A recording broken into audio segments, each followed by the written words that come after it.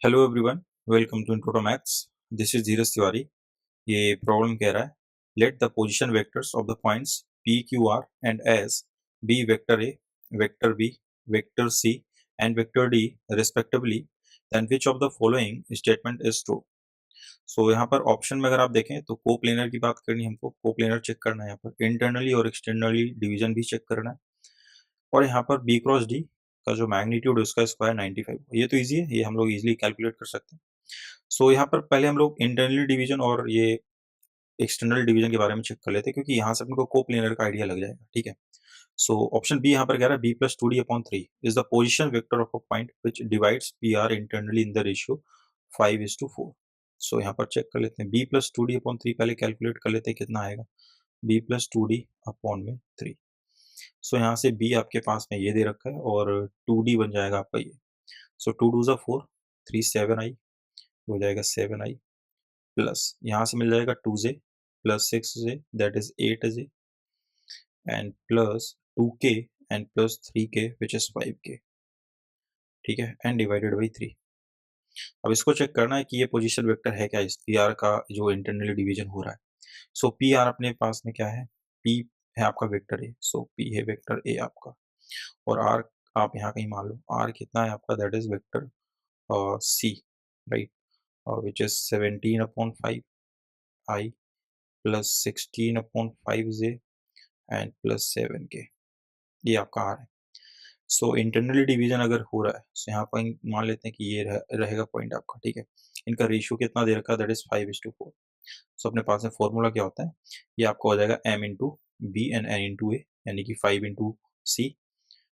Into C plus 4 into A and divided by 5 plus 4 9।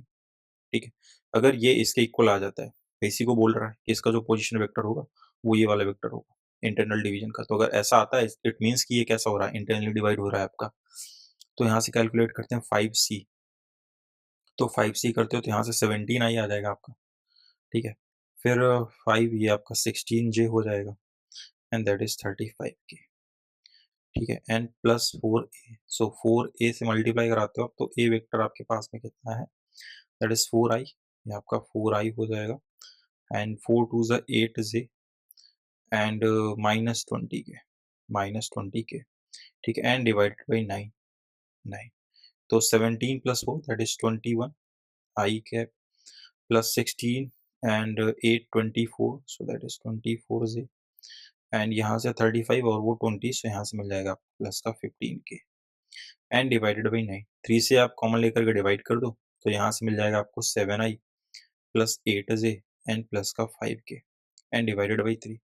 आप देख पाओगे एग्जैक्टली क्या सारा सेम आ रहा है, मतलब कि ये इंटरनली डिवाइड हो रहा है पी आर इस रेशियो में 5:4 के रेशियो में, तभी तो उसने बोला कि पोजीशन वेक्टर हो गया।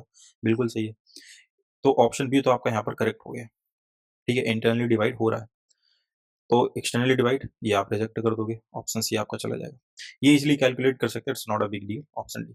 कोप्लेनर के बारे में कैसे जाएंगे, तो कोप्लेनर अगर आप जाएंगे यहाँ पर तो ये कैसे कर रहे हैं, ये अगर इंटरनली डिवाइड कर रहे हैं मतलब कि जो दोनों लाइनें आपकी, अगर आप यहाँ से देखें जो बी डी बन रहा है आपका, बी और डी, बी वेक्टर कौन सा है, क्यू, लाइक क्यू, ये रहा आपका, दिस इज बी।